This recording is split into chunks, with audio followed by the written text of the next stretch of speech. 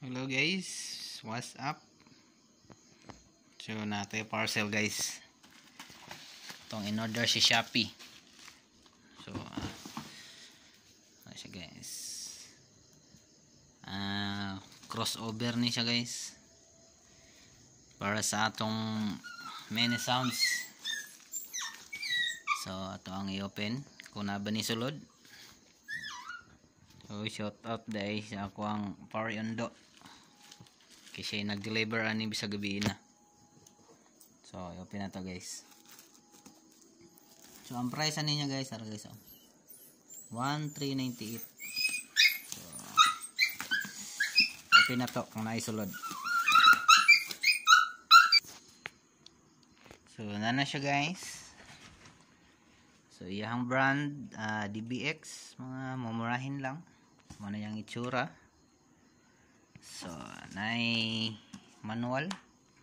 So iyang pagkabalot, wala ana lang, bubble wrap. So sa manada yon. Ana siya. So iyang sulod. Chiding. So gamate ra dai siya no. Wala siya isa kadangaw. Mga siguro nasa 6 inches sobra. So ara na siya.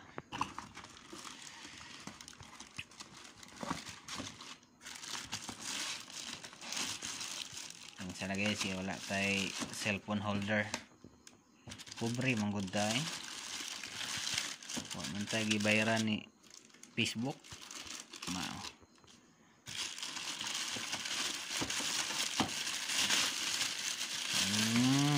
So anak na siya guys.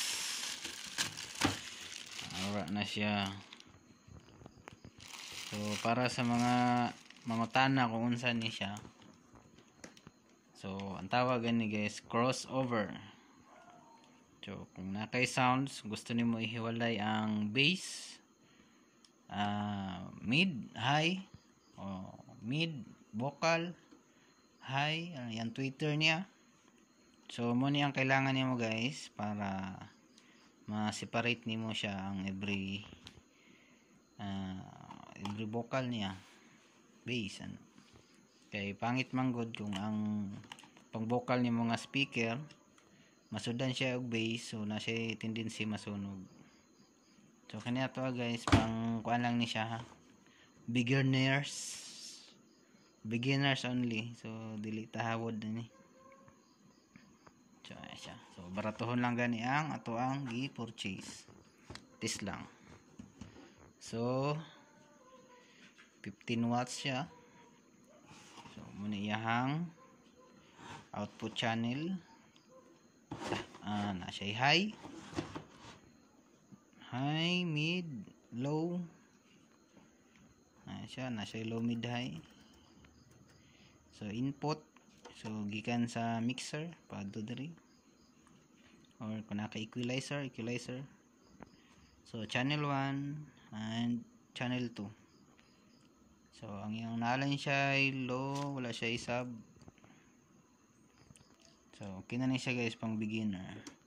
Tapos yung input kay XLR female, yung output kay male XLR. So channel 1, channel 2. So sunod guys, next video i-test na to ni siya. So sa karon mo lang na siya. Sup.